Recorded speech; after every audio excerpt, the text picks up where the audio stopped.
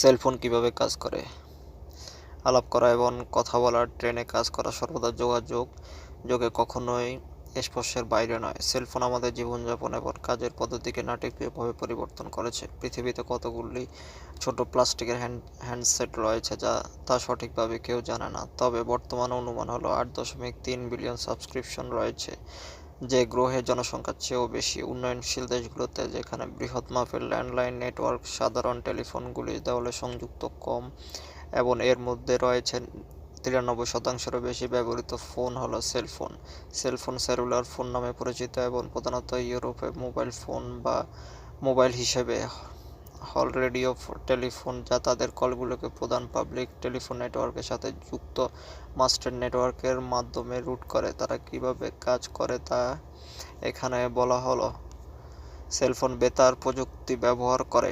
যদিও তারা একই কাজ করে, ল্যান্ডলাইন এবং সেলফোন সম্পূর্ণ ভিন্ন উপায়ে কাজ করে। ল্যান্ডলাইনগুলি বৈদ্যুতিক তারের সাথে কল বহন করে। সমস্ত satellite, fibre optic cable, switching office এবং অন্যান্য রেজমাটাস কেটে ফেলুন। এবং ল্যান্ডলাইনগুলো আপনার এক টুকরো স্ট্রিং এবং কয়েকটি ব্যাকওয়ার্ড বিনের ক্যান দিয়ে তৈরি খেলনা ফোনগুলোর থেকে খুব বেশি আলাদা নয়। আপনি যে শব্দগুলি বলবেন তা শেষ পর্যন্ত দুটি হ্যান্ডসেটের মধ্যে একটি সরাসরি তারযুক্ত সংযোগে ভ্রমণ করে। একটি সেলফোনের ভিন্নতা হলো এটি যে কোনো ধরনের তারের সংযোগ ছাড়াই কল পাঠাতে এবং গ্রহণ করতে পারে।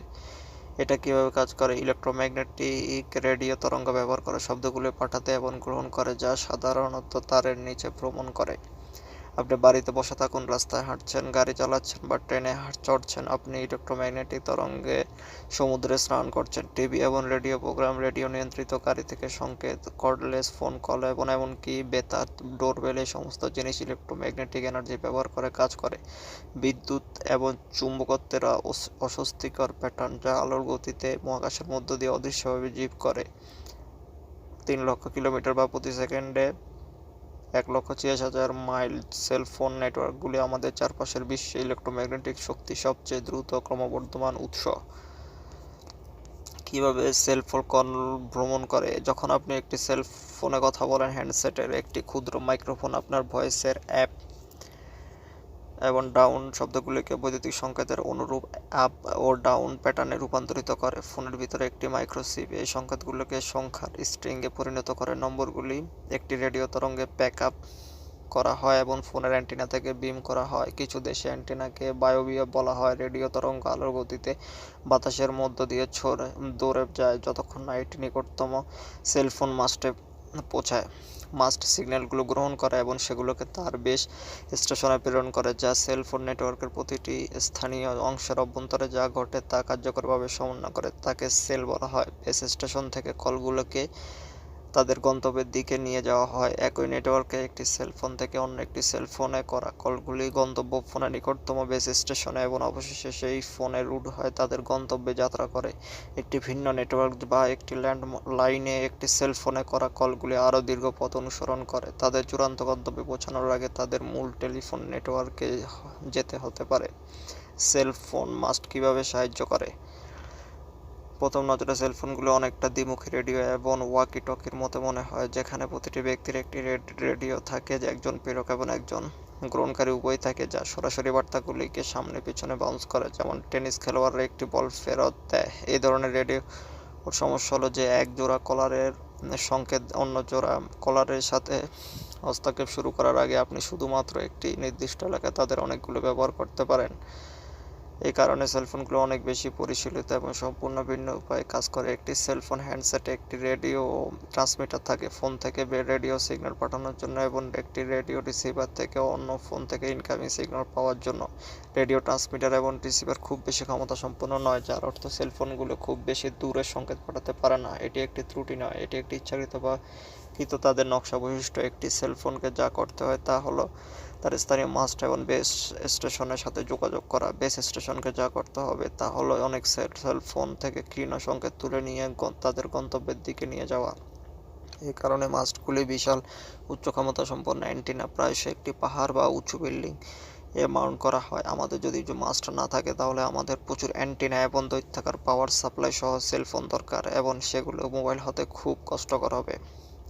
একটি সেলফোন স্বয়ংক্রিয়ভাবে নিকটতম সেলের সাথে যোগাযোগ করে সবচেয়ে শক্তিশালী সংকেত সহ, এবং এটি করার জন্য যতটা সম্ভব কম শক্তি ব্যবহার করে, আর যা এর ব্যাটারি যতটা সম্ভব দীর্ঘস্থায়ী করে এবং কাছাকাছি অন্যান্য ফোনের সাথে হস্তক্ষেপ করার সম্ভাবনা কমিয়ে দেয়। কোষ কী করে তাহলে? কেন কোষ নিয়ে বিরক্ত? কেন সেলফোন সরাসরি একে অপরের সাথে কথা বলে না? ধরুন আপনার এলাকার বেশ কয়েকজন লোক একই সময় তাদের সেলফোন ব্যবহার করতে চায়। যদি তাদের সমস্ত ফোন একইভাবে কল পাঠায় এবং গ্রহণ করে, একই ধরনের রেডিও তরঙ্গ ব্যবহার করে, তবে সংকেতগুলো হস্তক্ষেপ করবে এবং একসাথে ঝাঁকুনি দেবে এবং একটি কল থেকে অন্যটি বলা অসম্ভব হবে।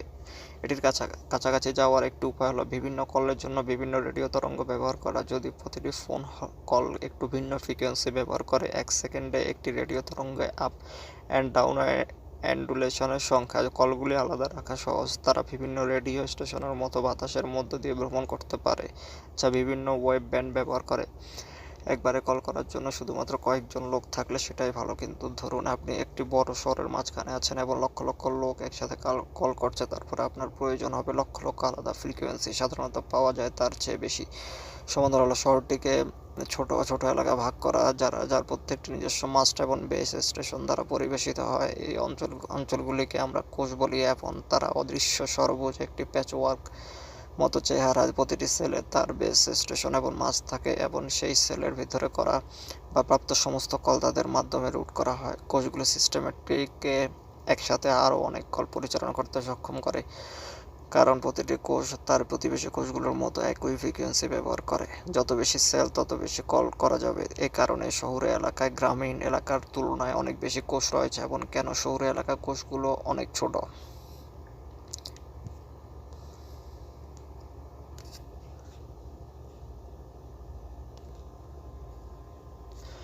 সেলফোনের প্রকারভেদ। প্রথম মোবাইল ফোনে অ্যানালগ প্রযুক্তি ব্যবহার করা হয়েছিল।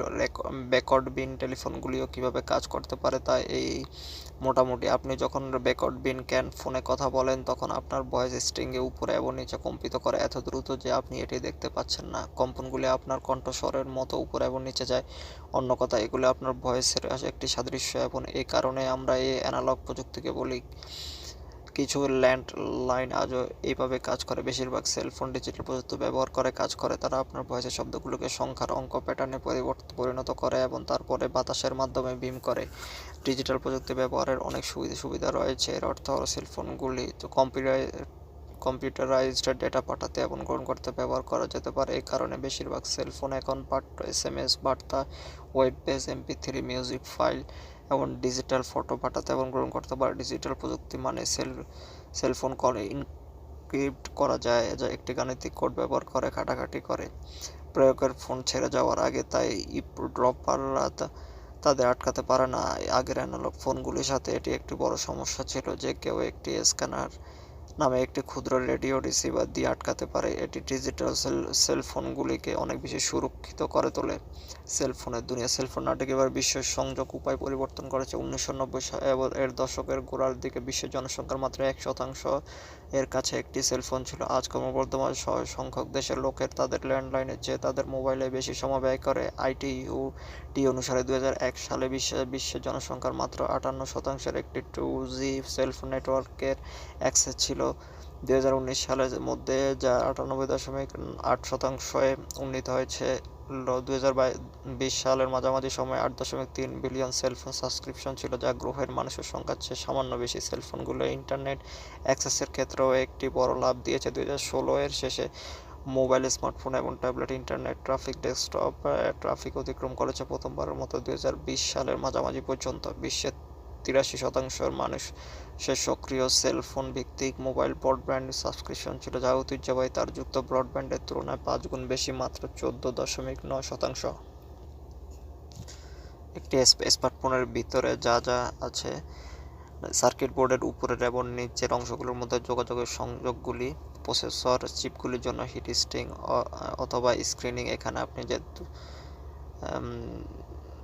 এক ধরনের তাপ পরিবাহী যা শীতলতা উন্নত করতে সাহায্য করে। এখানে পাওয়ার অন অর অফ বোতাম রয়েছে। NFC অ্যান্টেনা সংযোগকারী যোগাযোগহীন অর্থ প্রদানের জন্য। ক্যামেরার জন্য infrared focusing beam, 13 megapixel rear digital camera, torch light or camera flash, quad core Qualcomm Snapdragon processor chip micro SD card slot সঞ্চয়স্থান 32 জিবি পর্যন্ত বাড়ানোর অনুমতি দেয়। Micro SIM card slot lithium iron battery 3000 megahertz ক্ষমতা brush করা metal finish সহ সম্পূর্ণ প্লাস্টিকের কেস আঙ্গুলের ছাপের দাগ সহ একটি ধাতব কেসের চেহারা দেয়। হেডফোন সংযোগকারী মাইক্রোফোন ইউএসবি এবং চার্জিং সংযোগকারী লাউডস্পিকার স্ক্রু ডাউন প্লাস্টিক সিম সার্কিট বোর্ড এবং উপাদানগুলোকে রক্ষা করে যখন আপনি ব্যাটারি পরিবর্তন করার জন্য কেসটি খুলবেন। স্ক্রুজ উপরের এবং নিম্ন বোর্ডের মধ্যে আরও